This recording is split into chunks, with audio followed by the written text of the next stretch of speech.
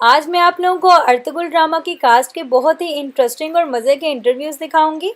Ertugrul का season 5 खत्म होने के बाद जब अर्तुगरुल से पूछा गया 1 से लेकर 5 सीरीज़ खत्म होने तक का सफ़र आपके लिए कितना मुश्किल था, तो उन्होंने जवाब में कहा कि ये इतना आसान नहीं था।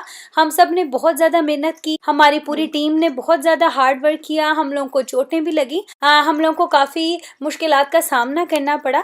लेकिन उसके बावजूद जब लोग हमारे पास आकर हमारी तारीफ़ करते हैं या हमें अप्रिशिएट करते हैं, हमें आई लव यू कहते हैं, हमसे अपने प्यार का इजहार करते हैं, तो हमारी मेहनत का सिला उनके प्यार, उनके मोहब्बत, उनकी खलूस के ज़रिए हमें मिल जाता है। जब उनसे पूछा गया कि सोशल मीडिया पे आपको जो कमेंट्स आते हैं उनके बारे में आप क्या कहना चाहते हैं, तो उन्होंने कहा कि सोशल मीडिया पे मुझे जितने भी कमेंट्स आते हैं मैं वो सब रीड करता हूँ, क्योंकि पूरी दुनिया से मुझे कमेंट आ रहे हैं, पूरी दुनिया से लोग मुझे देखते हैं, मुझे पसंद करते हैं और मुझे आगे भी मजीद देखना चाहते हैं। मैं उन सब लोगों को रिप्लाई तो नहीं कर सकता, लेकिन मैं उनके कमेंट्स पढ़ना ज़रूर पसंद करता हूँ। फिर उनसे पूछा गया कि आपको सारे कमेंट्स की समझ आ जाती है, क्योंकि कमेंट्स जो है वो डिफरेंट लैंग्वेजेस में होते हैं, तो उन्होंने कहा कि मुझे सारे कमेंट्स की समझ तो नहीं आती, लेकिन मैं उनको ट्रांसलेट कर लेता हूँ।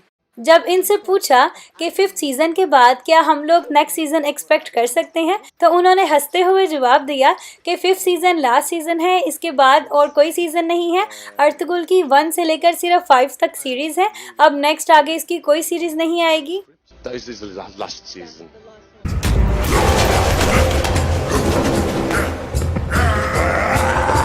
नोयान का कैरेक्टर विलन का कैरेक्टर है, जो कि आपको सीज़न 2 में देखने को मिलेगा। सीज़न 1 में नोयान का कैरेक्टर नहीं है। जब इनसे पूछा गया नोयान के कैरेक्टर के बारे में, तो इन्होंने बताया कि जब मुझे इंटरव्यू के लिए कॉल आई, तो मैंने स्क्रिप्ट पढ़ा और मुझे वो बहुत अच्छा लगा और इंटरेस्टिंग लगा, तो मैंने कहा कि हाँ, मैं ये रोल प्ले कर सकता हूँ। उसके बाद 2 महीने तक हमारी ट्रेनिंग होती रही और उस ट्रेनिंग के लिए हम लोग सुबह 8 बजे निकलते थे और 9 बजे हम लोग फार्म पे पहुँचते थे। पूरे घंटे का सफ़र तय करके हम लोग ट्रेनिंग के लिए जाया करते थे, रोज़ाना 2 महीने तक के लिए। और हलीमा बताती हैं कि शूटिंग इसलिए भी मुश्किल थी क्योंकि हमें उसमें घुड़सवारी करनी थी, हमें तलवार साजी करनी थी और हमारी प्रोडक्शन बहुत बड़ी थी और हमें ट्रेनिंग के लिए जो लोग दिए गए थे वो बहुत ही ज़्यादा प्रोफेशनल थे और हमारी जितनी भी ट्रेनिंग हुई है वो बहुत ही हाई लेवल पर हुई है। और मैं अपने आप को बहुत ज़्यादा लकी समझती हूँ कि मैं इस प्रोडक्शन का हिस्सा रही हूँ। इसकी वजह से लोग मुझे बहुत ज़्यादा पसंद कर रहे हैं, मुझसे बहुत ज़्यादा प्यार कर रहे हैं और पूरी दुनिया में मेरे काम को बहुत ज़्यादा अप्रिशिएट किया जा रहा है। लोग मुझे मेरे असली नाम से ज़्यादा हलीमा के नाम से जानने लगे हैं और मेरी फ़ैन फॉलोइंग भी बहुत ज़्यादा तेज़ी से बढ़ रही है। और जो मेरे को स्टार थे उनकी वजह से मुझे बहुत ज़्यादा हिम्मत मिली, ख़ास तौर से सुलेमान शाह की वजह से। उन्होंने मुझे बहुत ज़्यादा मोटिवेट किया और शूटिंग के दौरान मैंने बहुत ज़्यादा लॉन्ग टर्म और अच्छे फ्रेंड्स बनाए हैं। तो मैं अल्लाह का बहुत ज़्यादा शुक्र अदा करती हूँ कि इन सीरीज़ की वजह से मुझे बहुत ज़्यादा फेम मिला है और मुझे बहुत फ़ख्र महसूस होता है कि जिस ड्रामे में मैंने काम किया है वो हमारी हिस्ट्री का इतना अहम हिस्सा है।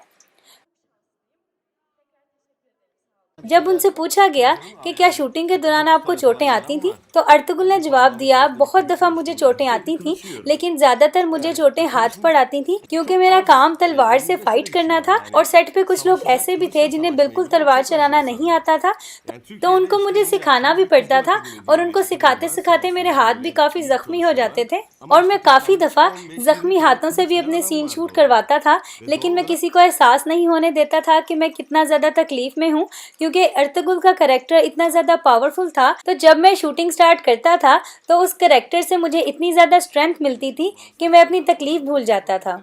अर्तुगरुल बताते हैं कि सेट पे फ़नी बात ये होती थी कि प्रैक्टिस के दौरान मुझे एक आदमी को 20-20 दफ़ा मारना पड़ता था, क्योंकि लोग प्रैक्टिस के लिए कम होते थे। तो जब वो लोग मेरे पास दोबारा से आते थे तो मैं उनको हंस के कहता था कि आप लोग फिर मरने के लिए आ गए हैं। तो उसका ये फ़ायदा हुआ कि मैंने जो सीखना था वो तो मैंने सीखा ही, लेकिन साथ ही साथ उन लोगों ने मरने की एक्टिंग भी सीख ली, जो कि मुझे बहुत अच्छा लगा कि मैंने उनको मरने की एक्टिंग सिखा दी है। सुलेमान शाह बताते हैं, हमारी जो शूटिंग होती थी और जहां हम प्रैक्टिस के लिए जाते थे, जो सेट बना हुआ था वो पहाड़ों पर था, इसलिए वहां पे बहुत ज़्यादा सर्दी होती थी और हमें शूटिंग करते हुए बाज़ दफ़ा बहुत ही मुश्किलात का सामना करना पड़ता था। सुलेमान शाह का कैरेक्टर जिस तरह से दिखाया गया है उसको दिखाना बहुत ज़्यादा ज़रूरी था, ताकि हमारी आजकल की नस्लों और हमारी आने वाली नस्लों को पता लगे कि हमारी हिस्ट्री में कितने पावरफुल कैरेक्टर गुजर चुके हैं। Gönüllerimizi imanla dolduran Yüce Allah'ın 99 adıyla. या बिस्मिल्लाह। हाइमा भी यहाँ पे बता रही हैं कि मेरा कैरेक्टर देखने में तो एक हाउसवाइफ का है, लेकिन ज़रूरत आने पर वो घुड़सवारी भी कर सकती है, वो तलवारें भी चला सकती है, वो अपने दफा के लिए लोगों के साथ लड़ भी सकती है। तो मैं समझती हूँ कि आजकल के दौर में भी औरतों को बिल्कुल इसी तरह से होना चाहिए कि ज़रूरत आने पर वो मुकाबला भी कर सकें और अपनी फैमिली के लिए दूसरों के साथ मुकाबला कर सकें और अपने सेल्फ डिफेंस और अपने दफा के लिए वो लोग फुली ट्रेंड हों।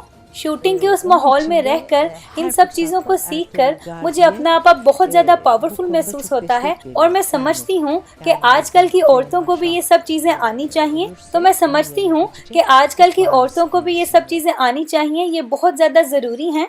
तो आई होप आप लोगों को मेरी वीडियो अच्छी लगी होगी। अगर आपको मेरी वीडियो अच्छी लगी है तो मज़ीद इस तरह की अच्छी वीडियोस के लिए और इनके एपिसोड्स की उर्दू ट्रांसलेशंस के लिए मेरे चैनल को सब्सक्राइब कर दें, ताकि नई आने वाली वीडियोस और न्यू एपिसोड्स आप लोगों को टाइम पे मिल सकें। Thanks for watching.